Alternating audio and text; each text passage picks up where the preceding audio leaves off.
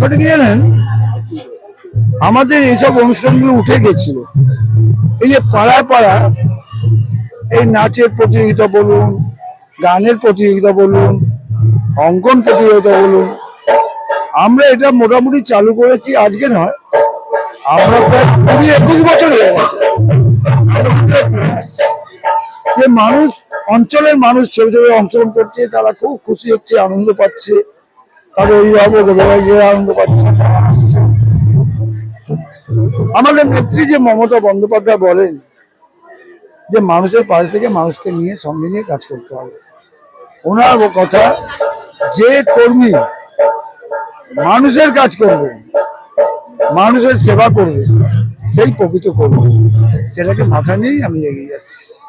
দেখুন, সত্যি কথা বলতে কি, আমি আমার ওয়ার্ড নিয়ে বলতে পারি, আমি আমার ওয়ার্ডের সমস্ত আমার দাদা ভাই বোনরা যে আমার কর্মীরা আছেন, আমি কৃতজ্ঞ তাদের যেভাবে আমি সহযোগিতা পাই নিঃস্বার্থভাবে।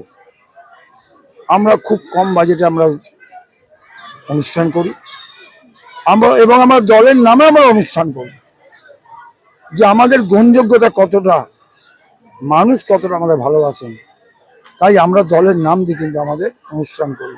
দেখবেন অনেক অনেক বড় বড় অনুষ্ঠান করে,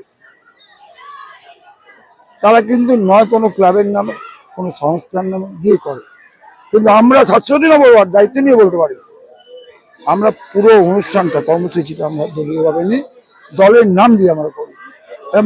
আমরা সততার সঙ্গে বলতে পারি যে কোনো মানুষ, ব্যবসায়ী বলতে পারবেন না কারো থেকে আমরা 10 টাকা চাঁদা চেয়েছি। সদিচ্ছা যে যা দেন আমরা সানন্দে গ্রহণ করি। কোনো দিন কোনো মানুষ বলতে পারবেন না কারো উপর আমরা অত্যাচার করেছি, কারো উপর আমরা জোর খাটিয়েছি, টাকা চেয়েছি, এটা কেউ বলতে পারবেন না আমাদের ওয়ার্ডে। এটা আমি দায়িত্ব নিয়ে বলতে পারি। দেখুন, আমার প্রথমেই লক্ষ্য ছিল পানীয় জলের ব্যাপারটা। তা আমি আসার পরেই একটা আমরা রিজার্ভার তৈরি করি ডাক্তার জিএস বোস রোডে। পরবর্তীকালে দেখলাম পিকনিক গার্ডেনের কিছু মানুষ এবং আর্কেচারি বোসপুকুরের মানুষ কিছুটা তারা কষ্ট আছে জলের জন্য, পানীয় জলে। আমরা একটা 196 পিকনিক গার্ডেনে একটা জলাধার শুরু করেছি। 57 নম্বর আর্কেচারাজি আরেকটা জলাধার হচ্ছে, দুটি জলাধার হচ্ছে।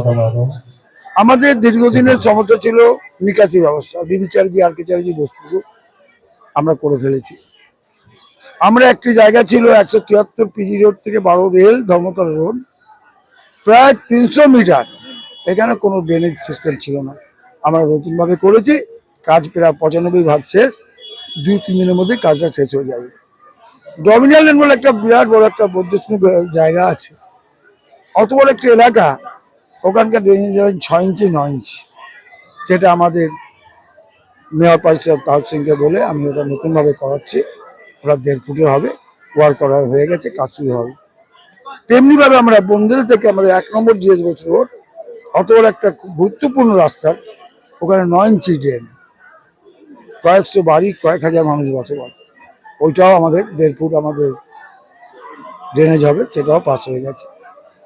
আর্কেচারাজির 39 থেকে আমাদের বাইপাস, ওখানে অত বড় একটা লাইন, ওখানেও 9 ইঞ্চি লাইন, ওটাও আমরা 1.5 ফুটের লাইন করছি, ওটারও কাজ এগিয়ে গেছে, ওয়ার্ক করা হয়ে যাবে কয়েকদিন। আমাদের একটা বিরাট বড় পুকুর ছিল, সংস্কার হয়েছিল, কিন্তু লকডাউন হাফ ডাউন হয়ে গেছিল, ওটাও আমরা নতুনভাবে করি। থাকতাম সেই জন্য হয়তো আমি বিজনদার গুণগান করছি। বিজনদার কোনো গুণগানের ব্যাপার নেই, আমি নিজের চোখে থেকে দেখেছি। আমাদের রবীন্দ্রনাথ ঠাকুরের কথায় আছে, ভারতবর্ষকে চিনতে হলে, ঘরকে চিনতে হলে বাইরে থেকে দেখতে হবে। তো আমি বিজনদাকে বাইরে থেকে দেখেছি। এই মানুষটা এত পরিশ্রম এই দলের জন্য করে, এত পরিশ্রম আমি সাধারণ কোনো কাউন্সিলরকে আমি দেখিনি। সকাল থেকে রাত্রি পর্যন্ত বিজনদা খেটে যাচ্ছে। আর দ্বিতীয় কথা হচ্ছে যে এই মা মাটি মানুষের জন্মদিন, আমি এক্ষুনি স্টেজেও বললাম যে মানুষ আমাদের সাহায্য করেছে, নাহলে কোনো মানুষ চিন্তা করতে পারিনি যে এই জগদ্দল পাথরটা বামপন্থী সরকার একদিন সরে যাবে। আমরা অনেক এদের কাছে অনেক মার খেয়েছি, আমরা অনেক কিছু করেছি, আমাদের ঘর ছেড়ে পালাতে হচ্ছে। আমি বিজনদাকে দেখেছি মার খেতে বা এখান থেকে পালিয়ে যেতে। আমরা পুলিশি অত্যাচার অনেক সহ্য করেছি, কিন্তু একমাত্র দিদিমণি, হ্যাঁ আমরা স্বীকার করছি যে আমরা কংগ্রেস ছেড়ে সেই সময় দিদিমণির সাথে তৃণমূলে এসেছিলাম। তখন যদি তৃণমূলে না আসতাম তাহলে তৃণমূলে হতো না, কোনোদিন বামপন্থ সরকারকে আমরা সরাতে পারতাম না। সেই বামপন্থ সরকারকে সরিয়ে দিদিমণির বিশ্বাস উনি যে রেখেছেন, মানুষ তাকে সাহায্য করেছে, মানুষ তাকে সমর্থন করেছে, তাই জন্যই আজকে 3টে টার্মস আমরা ক্ষমতা এসেছি। আর বলে এলাম যে আবারও 26-এ ভোট, আপনারা যদি আমাদের সমর্থন করে তাহলে আমরা এই কলকাতাকে অবশ্যই কল্যাণী কলকাতা তৈরি করব। আর এই যে মেলা, এটা আমার নতুন করে বলার কিছু নেই, কারণ আজকে 5-7 বছর হয়ে গেল আমি এই মেলায় আসি, বিশেষ করে এই তৃতীয় দিনটাতে আসি আমি। বীরেন্দ্রার সাথে আমার সেরকমই কথা, অসংখ্য ভিড়। এই ভিড় আমি এখন তো অনেক কম, আজকে মানে প্রথম যখন দেখেছি তখন ভিড়, মাঠে জায়গা দেওয়া যেত না, এত ভিড়। বীরেন্দ্রার এই মেলা সার্থক আমি মনে করি। যে উদ্দেশ্য নিয়ে বীরেন্দ্রা এই মেলা করেছে, যে উদ্দেশ্য নিয়ে 67 নম্বর ওয়ার্ড এই মেলা করেছে, সেই মেলা সার্থক হয়েছে। আমি আরো চাই যে মেলা আরো বড় হোক, আরো মানুষ আসুক, আরো মানুষ দেখুক।